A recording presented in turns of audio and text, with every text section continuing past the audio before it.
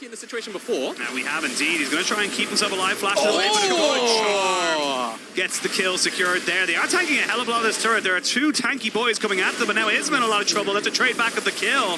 He's going to flash forward. Alvaro can't get it, but eventually Super will take it. It's a 2-for-1. I think the Zeri gets secure as well. That's an execute. Stop pointing at me, Jamada. What's going on?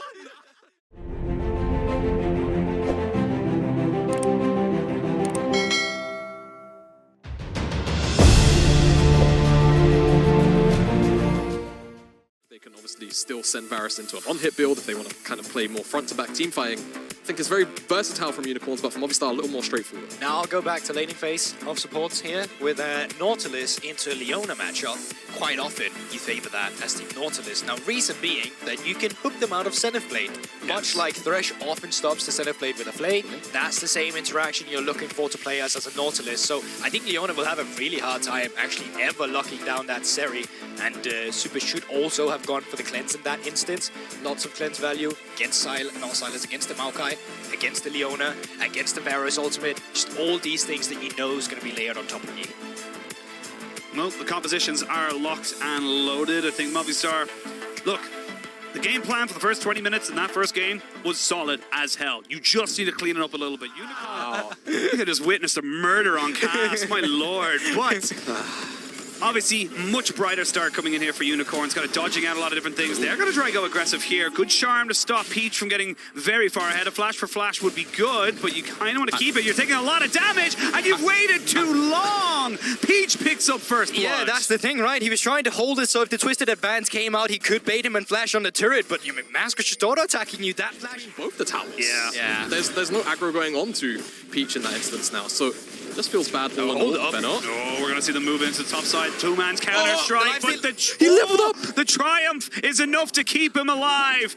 You lose so much off this in Movistar. They don't know that the Leona's here either. You have a flash on Isma, but can he get out? That's the question. It's an Olaf low on health, and there's nowhere for him. He's getting beat down by two massive men, and that's just nothing he can do. And what an early game for Unicorns of Love. They were caught slacking in the first game in the series, but this one, great movement as well coming out, having the support difference by just being the first one to make the move. Now, what does that cost you down in the bot side? Oh my gosh, still in mid lane. No flash, did hit the ult now.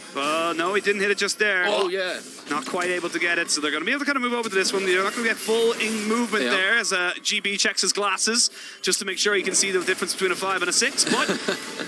We're going to see a little bit of a move here from Marky, but you've got the Glacial Augment. There's nowhere to go. There's nowhere to be. And now Marky has Flash, but does he want to have to use it? That's the big question. You've got a little bit of movement speed. A Zenith Blade would be good, but they know Isma is coming, and they don't want to commit. This is just such an awkward exchange. They're kind of body blocking him off the wall, so he can't flash and get over the distance. Now, this is a dive. We've seen Funky in this situation before. Now we have indeed. He's going to try and keep himself alive. Flash away, but a good charm. Gets the kill secured there. They are tanking a hell of a lot of this turret. There are two tanky boys coming at them, but now Isma in a lot of trouble. That's a trade back of the kill. He's going to flash forward. Alvaro can't get it, but eventually Super will take it. It's a 2-for-1. I think the Zeri gets secure as well. That's an execute. Stop pointing at me, Jamada. What's going on? Oh, what a dive to come through. Oh, they can still look as well. Yeah, that's just a kill, isn't it? Yeah, it should be. They have got themselves plenty of damage between the Nautilus and the Ahri. So, Movistar finally getting something on the board. They picked themselves up 3 kills. This is a lovely game of cat afterwards. It just makes a problem that's already very difficult for Movistar to, navigate even harder, being able to catch those waves up super high. So I agree with you, Gulborg. I want to see them try and use that Herald mid. Could you see top lane as well here? You could. Peach already used his ultimate. Wow. They want Marky. They're going to be able to try and get on top of him. Nothing he can really do. You're against an Olaf. He cleanses away all the CC. Peach taking up a hell of a lot of that tower, but the Jayce is here to make sure nothing else can happen.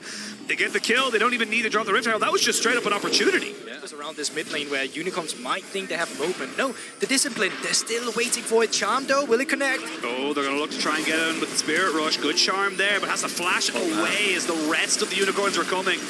And to fear their horns, but right now they're kind of dealing with Peach, who's trying to run away from this one here. They want to try and hold that one last piece of movement in the blast cone. They will not be able to save him, but you invested a hell of a lot there from Movistar. That's the thing. It's good stopping the mid lane turret from going down, but let's look at the top lane turret instead, and there you have it. They're still getting something. Too funky to Macko already so far ahead.